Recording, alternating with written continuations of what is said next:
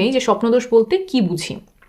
ঘুমের মধ্যে বীর্যপাত হলে সেটাকে স্বপ্নদোষ বা স্বপ্নস্খলন বলে। আমাদের অনেকের ধারণা যে শুধুমাত্র ছেলেদের স্বপ্নদোষ হয়, মেয়েদের হয় না, কিন্তু এই ধারণাটা সঠিক না। ছেলে মেয়ে উভয়ের ক্ষেত্রেই স্বপ্নদোষ হতে পারে। মেয়েদের ক্ষেত্রে স্বপ্নদোষ হলে যোনিপথটা ভেজা ভেজা মনে হতে পারে। অনেকেই প্রশ্ন করেন যে স্বপ্নদোষ হওয়া স্বাভাবিক কিনা। হ্যাঁ, স্বপ্নদোষ হওয়া একটা সম্পূর্ণ স্বাভাবিক শারীরিক প্রক্রিয়া। এতে লজ্জার কিছু নেই, অপরাধবোধ করারও কিছু নেই। স্বপ্নদোষ সাধারণত কৈশোরকালীন সময়ে শুরু হয়। কারো কারো ক্ষেত্রে এটা 9-10 বছর বয়সে প্রথমবারের মতো হতে পারে। কৈশোরকালীন সময়টাতেই সাধারণত স্বপ্নদোষ সবচেয়ে বেশি হয়। বয়স বাড়ার সাথে সাথে অনেকের ক্ষেত্রেই স্বপ্নদোষ হওয়া কমে আসে। আরেকটা প্রশ্নের উত্তর অনেকেই জানতে চান যে কত ঘন ঘন স্বপ্নদোষ হওয়া স্বাভাবিক, আর কতবার স্বপ্নদোষ হলে সেটা অতিরিক্ত। এর কোনো বাধা ধরার নিয়ম নেই।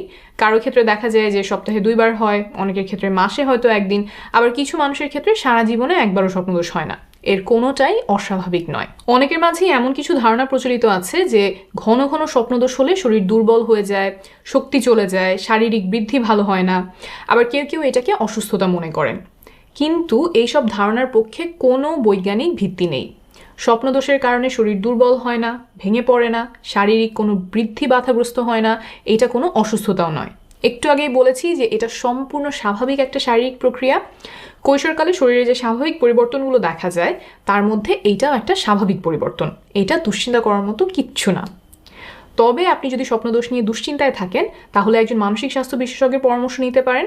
তিনি আপনাকে উপযুক্ত পরামর্শ দিতে পারবেন দুশ্চিন্তাগুলো দূর করার জন্য বিভিন্ন উপকারী